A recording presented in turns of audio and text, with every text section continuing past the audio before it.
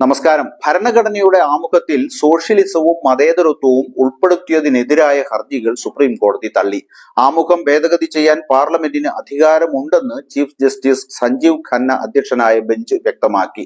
1976 42 ഭേദഗതി പ്രകാരം socialist, secular എന്നീ വാക്കുകൾ ഉൾപ്പെടുത്തിയത് ചോദ്യം ചെയ്ത് BJP നേതാവ് സുബ്രഹ്മണ്യം സ്വാമി ഉൾപ്പെടെ നൽകിയ ഹർജികളാണ് തള്ളിയത്. ഒരുപാട് വർഷങ്ങൾ കഴിഞ്ഞിരിക്കെ എന്തിനാണ് ഇപ്പോൾ പ്രശ്നം ഉന്നയിക്കുന്നതെന്ന് ഹർജിക്കാരോട് ചീഫ് ജസ്റ്റിസ് ചോദിച്ചു. ഇന്ത്യൻ സാഹചര്യത്തിൽ സോഷ്യലിസം കൊണ്ട് ക്ഷേമരാഷ്ട്രം എന്നാണ് അർത്ഥമാക്കുന്നത്. മതേതരത്വം ഭരണഘടനയുടെ അടിസ്ഥാന ഘടനയുടെ ഭാഗമാണെന്ന് SR ബൊമ്മെ കേസിൽ വിധിച്ചിട്ടുണ്ടെന്നും ചീഫ് ജസ്റ്റിസ് വിശദീകരിച്ചു. അടിയന്തരാവസ്ഥ കാലത്ത് ഇന്ത്യൻ ഭരണഘടനയുടെ ആമുഖത്തിൽ സോഷ്യലിസ്റ്റ്, സെക്യുലർ എന്നീ വാക്കുകൾ ചേർത്തത് ചോദ്യം ചെയ്ത് സമർപ്പിച്ച ഹർജികളാണ് സുപ്രീം കോടതി തള്ളിയത്. സോഷ്യലിസവും മതേതരത്വവും എന്താണെന്നും അത് എങ്ങനെ നടപ്പാക്കണം എന്നതും സർക്കാരിന്റെ നയത്തെ ആശ്രയിച്ചിരിക്കുമെന്നും ബെഞ്ച് വിശദീകരിച്ചു. ഭരണഘടനയുടെ ആമുഖത്തിൽ സോഷ്യലിസ്റ്റ്, സെക്യുലർ എന്നീ വാക്കുകൾ ഉൾപ്പെടുത്തിയതിനെ ചോദ്യം ചെയ്ത് ബൽറാം സിംഗ്, മുതിർന്ന BJP നേതാവ് സുബ്രഹ്മണ്യം സ്വാമി, അഭിഭാഷകൻ അശ്വിനി കുമാർ ഉപാധ്യായ എന്നിവരാണ് ഹർജികൾ സമർപ്പിച്ചത്. അടിയന്തരാവസ്ഥ കാലത്ത് പാർലമെന്റ് ചെയ്തതെല്ലാം അസാധുവാണെന്ന് പറയാൻ കഴിയില്ല. 1976 ഇന്ദിരാഗാന്ധി സർക്കാർ കൊണ്ടുവന്ന 42ാമത് ഭരണഘടനാ ഭേദഗതി പ്രകാരമാണ് സോഷ്യലിസ്റ്റ്, മതേതര, സമഗ്രത എന്നീ വാക്കുകൾ ഭരണഘടനയുടെ ആമുഖത്തിൽ ഉൾപ്പെടുത്തിയത്. ഈ ഭേദഗതി ആമുഖത്തിലെ ഇന്ത്യയുടെ വിവരണം പരമാധികാര ജനാധിപത്യ റിപ്പബ്ലിക് എന്നതിൽ നിന്ന് പരമാധികാര സോഷ്യലിസ്റ്റ്, മതേതര, ജനാധിപത്യ റിപ്പബ്ലിക് എന്നാക്കി മാറ്റിയിരുന്നു.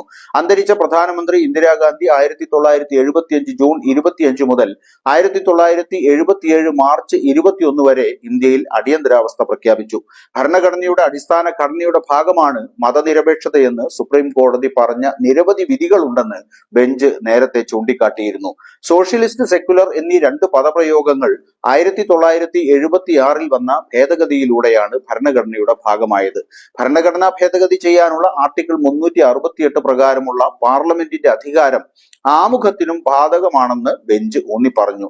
നിയമ ഭേദഗതി നിലവിൽ വന്നതിന് ശേഷമുള്ള ദശാബ്ദങ്ങളിൽ വിപുലമായ ജുഡീഷ്യൽ പരിശോധനയ്ക്കും നിയമനിർമ്മാണ അംഗീകാരത്തിനും ഭരണഘടന വിധേയമായിട്ടുണ്ടെന്നും കോടതി ആവർത്തിച്ചു.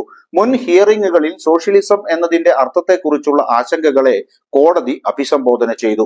ഇന്ത്യൻ സാഹചര്യത്തിൽ ഈ പദം ഒരു ക്ഷേമരാഷ്ട്രത്തെ സൂചിപ്പിക്കുന്നുവെന്നും സ്വകാര്യ മേഖലയുടെ വളർച്ചയുമായി വൈരുദ്ധ്യമില്ലെന്നും സ്ഥിരീകരിച്ചു. രാജ്യത്തിന്റെ മതേതരത്വം എന്നത് ഭരണഘടനയുടെ അടിസ്ഥാനമാണെന്നും അത് ഭേദഗതി ചെയ്യാനാകില്ലെന്നുമുള്ള സുപ്രധാന വാദമാണ് കോടതി ഉയർത്തിയത്. ഭരണഘടനയുടെ അടിത്തറയായി നാം കാണുന്ന മതേതരത്വവും സോഷ്യലിസവും ഭേദഗതി ചെയ്യാനാകില്ലെന്നും കോടതി നിരീക്ഷിച്ചു. മതേതരത്വം ഭരണഘടനയുടെ അടിസ്ഥാനമാണെന്ന് മുമ്പും കോടതി വ്യക്തമാക്കിയിട്ടുണ്ടെന്നും ജസ്റ്റിസ് ഖന്ന പറഞ്ഞു. മതേതരത്വം ഭരണഘടനയുടെ അടിസ്ഥാന ഭാഗമാണെന്ന് ഞങ്ങൾ പറഞ്ഞിട്ടുള്ള നിരവധി വിധിന്യായങ്ങളുണ്ട്. വാസ്തവത്തിൽ ഭരണഘടനയുടെ അടിസ്ഥാന ഘടന എന്ന നിലയിൽ അതിന് ഭേദഗതി ചെയ്യാനാവാത്ത ഭാഗം എന്ന പദവി നൽകിയിട്ടുണ്ട്. ഇതുമായി ബന്ധപ്പെട്ട് നിരവധി വിധിന്യായങ്ങളുണ്ട്. നിങ്ങൾക്ക് വേണമെങ്കിൽ അത് പരിശോധിക്കാം എന്ന് ജസ്റ്റിസ് ഖന്ന ഹർജിക്കാരോട് പറഞ്ഞു.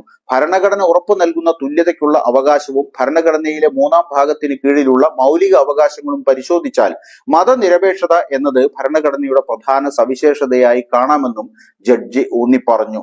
മതേതരത്വം ഭരണഘടനയുടെ കാതലായ സവിശേഷതയായി കണക്കാക്കുന്നു എന്നതിന്റെ സൂചനയാണിത്. മതേതരത്വത്തെ സംബന്ധിച്ചിടത്തോളം ഭരണഘടന അംഗീകരിക്കുകയും ചർച്ച നടക്കുകയും ചെയ്യുമ്പോൾ ഫ്രഞ്ച് മാതൃകയാണ് നമ്മൾ പിന്തുടർന്നത്. എങ്കിലും മതേതരത്വത്തിന്റെ പുതിയ മാതൃകയാണ് ഇന്ത്യ സ്വീകരിച്ചതെന്നും ജഡ്ജി കൂട്ടിച്ചേർത്തു. ഇന്ത്യ മതേതരമാകാൻ നിങ്ങൾ ആഗ്രഹിക്കുന്നില്ലേ എന്ന് ജസ്റ്റിസ് ഖന്ന ഹർജിക്കാരോട് ചോദിച്ചു. ഇന്ത്യ മതേതരമല്ലെന്ന് ഞങ്ങൾ പറയുന്നില്ല, ഈ ഭേദഗതിയെ ഞങ്ങൾ വെല്ലുവിളിക്കുന്നു എന്ന് ഹർജിക്കാരനായ ബൽറാം സിംഗിന് വേണ്ടി ഹാജരായ അഭിഭാഷകൻ വിഷ്ണു ശങ്കർ ജെയിൻ വ്യക്തമാക്കി.